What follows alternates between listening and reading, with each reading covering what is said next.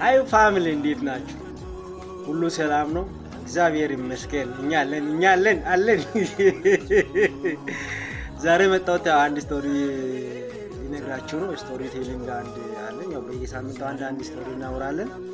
በዛሬው ስቶሪ ላይ ሰው ልጅ ማለት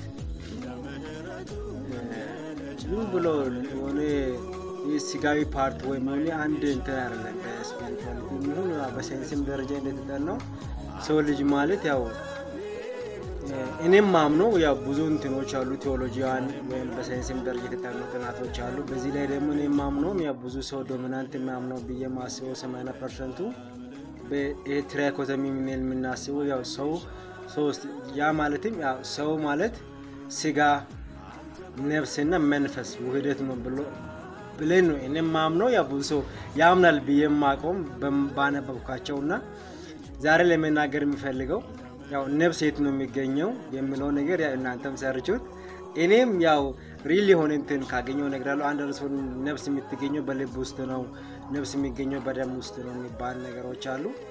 ያው ያሉበትን እሱን እናንተ ሰርቹ እኔም ሰርቻለሁ። ዛሬ ግን ለመናገር የመጣሁት ስለ ስጋና ስለ ነፍስ ነው። ለምሳሌ ስለ ስጋና ስለ መንፈሳዊነት ነውና ስለ መንፈሳዊነት መናገር የፈለኩት ያው ዛሬ ቸርች ገብቼ ያው ጌታን እንደገና ዳግም ተቀብያለሁ። አይዘው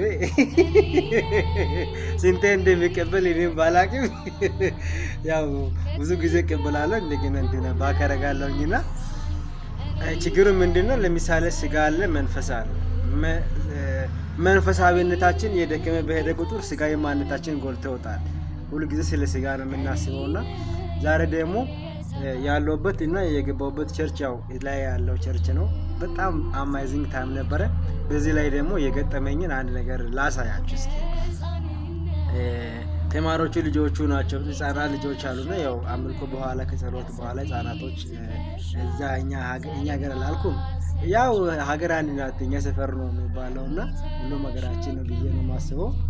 ያው እዛ እኔ ባደኩባቸው አካባቢዎች ላይ በቤተክርስቲያኒቱ ውስጥ ምንድነው የሚሆነው? ከጸሎት አለ፣ ከጸሎት በኋላ አምልኮ አለ፣ ከአምልኮ በኋላ ደግሞ ምን አለ?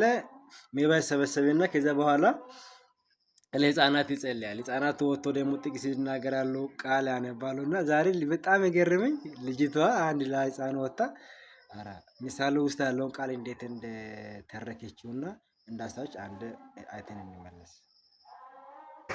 ስምህ ሃሌሉያ ስንታየ ይባላል። ማቀርብላችሁ ጥቅስ ልጄ ሆይ ሕጌን አትርሳ፣ ልብህም ትእዛዛቴን ይጠብቅ። ብዙ ዘመናትና ረጅም ዕድሜ ሰላምም ይጨምሩልሃል። ምሕረትና